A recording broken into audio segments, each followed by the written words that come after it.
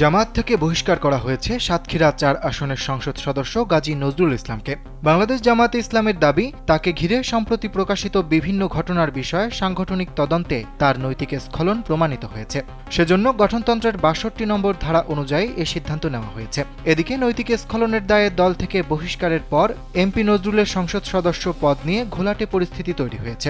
৭০ অনুচ্ছেদ অনুযায়ী পদত্যাগ বা দলের বিপরীতে গেলে সংসদ সদস্য পদ খারিজ হবে, কিন্তু বহিষ্কার হলে কি হবে এ বিষয়ে আরও আইনি ব্যাখ্যা দিয়েছেন সুপ্রিম কোর্টের আইনজীবী ব্যারিস্টার জ্যোতির্ময় বড়ুয়া। তিনি বলেছেন, দল থেকে বহিষ্কার হওয়া আর স্বেচ্ছায় পদত্যাগ করা এক বিষয় নয়।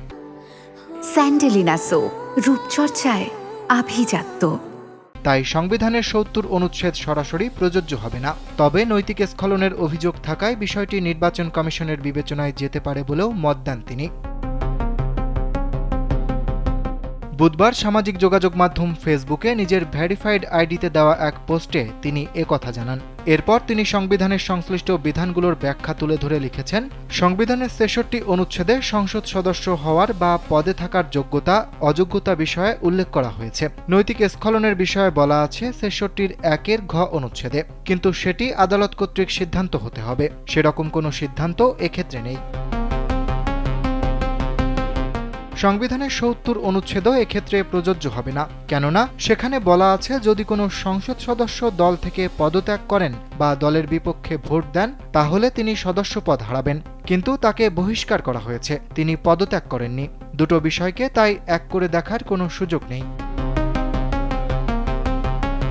এদিকে এ বিষয়ে সংসদ বিষয়ক বিশেষজ্ঞ ও চট্টগ্রাম বিশ্ববিদ্যালয়ের রাষ্ট্রবিজ্ঞানের সাবেক অধ্যাপক নিজামুদ্দিন আহমেদ জানান, জামায়াতে ইসলামী গাজী নজরুল ইসলামকে বহিষ্কার করা হলেও তার সংসদ সদস্য পদ যাবে না। নৈতিক স্খলন জাতীয় কোনো বিষয় যদি সংসদের ইনকোয়ারি কমিটিতে প্রমাণিত হয় তাহলে তার পদ যেতে পারে।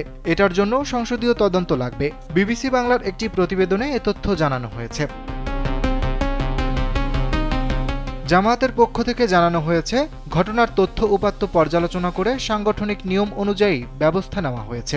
দলীয় সূত্রও জানিয়েছে, নৈতিক স্খলনের অভিযোগ প্রমাণিত হওয়ায় তার বিরুদ্ধে সর্বোচ্চ সাংগঠনিক ব্যবস্থা হিসেবে বহিষ্কারের সিদ্ধান্ত কার্যকর করা হয়েছে।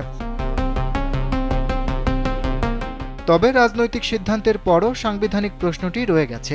সুপ্রিম কোর্টের আইনজীবী ব্যারিস্টার মোস্তফা শাকের উল্লাহ বলেছেন, কোনো রাজনৈতিক দল থেকে বহিষ্কার হওয়া মানেই সংসদ সদস্য পদ বাতিল নয়। সংবিধানে এমন কোনো বিধান নেই যেখানে দলীয় বহিষ্কারকে সদস্য পদ হারানোর কারণ হিসেবে উল্লেখ করা হয়েছে। এ বিষয়ে জামায়াতের সহকারী secretary general doctor Hamidur Rahman Azad বলেছেন, বহিষ্কারের পর সংসদ সদস্য পদের বিষয়ে কি হবে সেটি আইনগত দিক পর্যালোচনা করে দল তাদের অবস্থান জানাবে। অন্যদিকে জাতীয় সংসদের চিফ হুইপ নুরুল ইসলাম মনি বলেছেন, অভিযোগের বিষয়টি আদালতের মাধ্যমে নিষ্পত্তি হওয়ার পরই পরবর্তী আইনি প্রক্রিয়া এগোবে। তার ভাষ্য, গাজী নজরুল যদি নিজেই দল থেকে পদত্যাগ করেন সেক্ষেত্রে আসন শূন্য হবে এবং সংবিধান অনুযায়ী ৯০ দিনের মধ্যে উপনির্বাচন অনুষ্ঠিত হবে। অর্থাৎ গাজী নজরুল ইসলামের দলীয় ভবিষ্যৎ আপাতত নির্ধারিত হলেও সংসদ সদস্য পদ নিয়ে সিদ্ধান্ত এখনও সাংবিধানিক ও আইনি প্রক্রিয়ার উপরই নির্ভর করছে।